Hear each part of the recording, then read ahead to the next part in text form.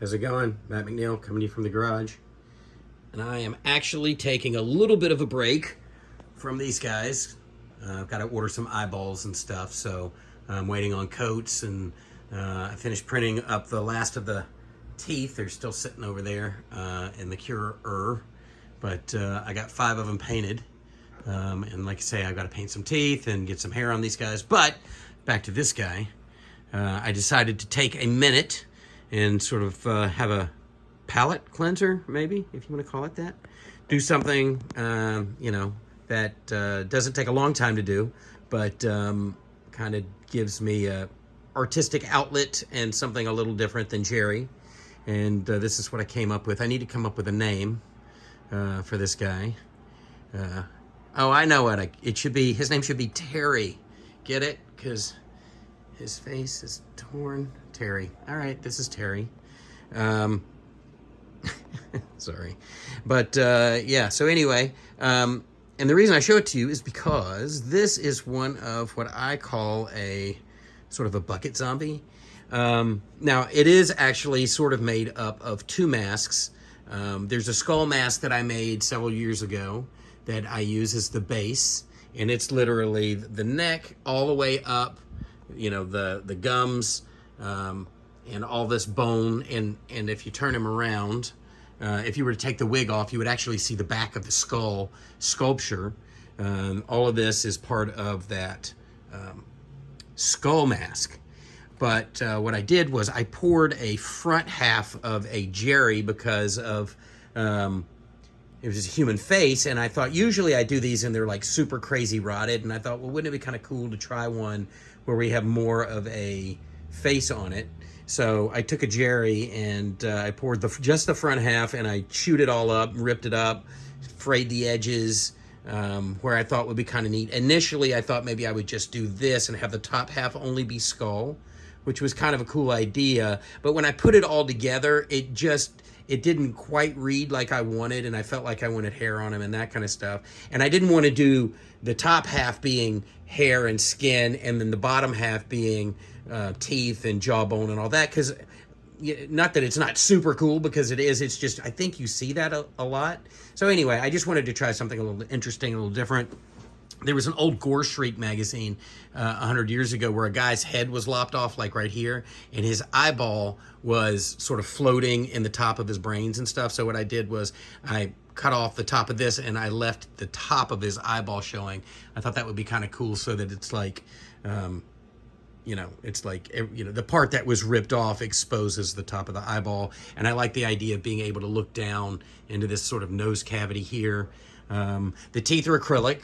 And they were used when I sculpted this skull, so you can buy them on Amazon. They're really awesome, and they totally elevate a mask in a way that you kind of can't describe until you see it in person, because individual teeth like this feel very real, as opposed to being sort of like latex teeth with like paint in between them. You know what I mean? They're just totally individual, which is really kind of cool.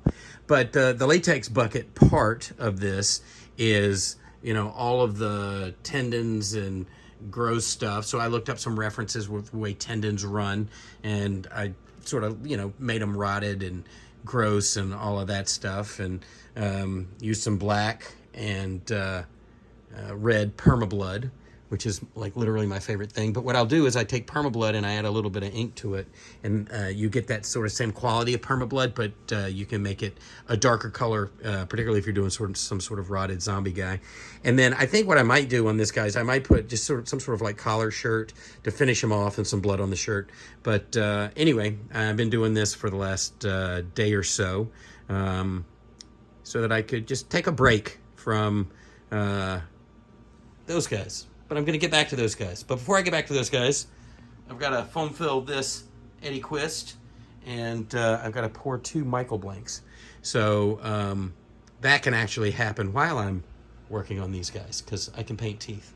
So anyway, there it is. I just thought you guys might think this was interesting. One of the things that I just realized is what I should do. See, this is a Jerry tongue.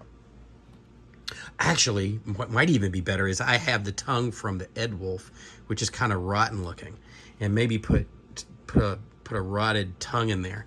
Maybe I'll pour an Ed Wolf tongue. So I guess if there were any lesson to this, is don't throw anything away. Like, you know, if you've got like the first half of a mask blim or something that didn't go right on a whatever, and you feel like it could be potentially something else, set it aside. You might figure out how to use it. This skull mask I poured maybe 2 years ago, and it's just been sitting on a shelf. And I thought, well, I ought to give that a day in court. These teeth I had left over from when I sculpted the skull to begin with. These weren't the ones that were in the skull, but I bought several different sizes to see what would fit. And these worked great for this purpose.